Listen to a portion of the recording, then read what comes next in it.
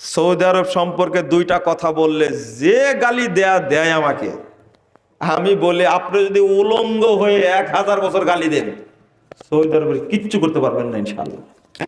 ওরা এমন জায়গায় অবস্থান করছে, সৌদি আরবের 5-8 পুতিন এসে, সৌদি আরবের 5-8 ট্রাম্প এসে, বাইডেন এসে, বাইডেনের ফোন রিসিভ করে না মোহাম্মদ বিন সালমান। বুঝেন কথা? এই সৌদি আরব সম্পর্কে বলছি, এখন আপনার গায়ে কি করে গাজল বেগুন, তাই না? চিনেন সৌদি আরবকে? খবরদার, খবরদার, আগে বুঝে নেবেন সৌদি আরব কি জিনিস, বুঝে নেবেন। আমরা বুঝি না। ওই কয়েকটা মিডিয়া আছে, মুনাফিক মিডিয়া আছে বাংলাদেশে, কতবার যে মোহাম্মদ বিন সালমানকে মেরে ফেলে দিল এই বাংলাদেশের মিডিয়া, কয়েকবার প্রকাশ করলো না? ইরানি ড্রোন হামলায় মোহাম্মদ বিন সালমান কি নিহত হয়েছে। এগুলো কি মুতে তারা? আপনাদের এই নিউজের উপরে মুতে তারা?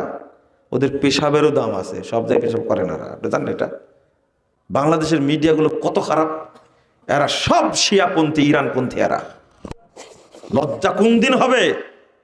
যে শিয়ারা মা আয়েশাকে গালি দেয়, যে শিয়ারা সব সাহাবীদের কাফের বলে, ওই শিয়াদের পূজা করেন আপনারা।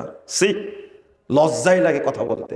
বাংলাদেশে অধিকাংশ মানুষ শিয়া, অধিকাংশ মানুষ শিয়া বলে সুন্নি, কিন্তু আকীদা, আমলে, চিন্তা, চেতনায়, ভাবনায় সব কি শিয়া।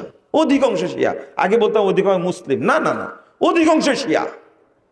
ওরা মক্কা মদিনা আসছে, এই খমিনিকে বেশি দাম দেয়, এটা জানেন আপনি? সি, মক্কা মদিনার ইসলাম পছন্দ না, ওদের পছন্দ হলো হেজবুল্লাহ, ওদের পছন্দ হলো হুতি। বুঝছেন কথা? বাংলাদেশের অধিকাংশ মানুষের আকীদা হলো এটা। ওরা চায় সৌদি আরবের বাচ্চাকে বোমা মেরে ফেলে দিক, চায় না? সবাই চাই। যেখানে হারাম আইনের দায়িত্বে আছে, তুমি তাওহীদের রাষ্ট্র বুঝো না বলে গালি দাও। তাওহীদ বুঝো, গালি দেওয়া বন্ধ হবে ইনশাল্লাহ। আল্লাহ তুমি আমাদের বোঝার তৌফিক দান করো। যারা শরীয়ত বুঝে না, আল্লাহ তুমি তাদের বুঝ দান করো। যে সমস্ত আলেম ওলামা মাজার পূজা, কবর পূজা, বেদাতের সাথে জড়িত, আল্লাহ তুমি এই আলেমদেরকে হেদায়েত দান করো।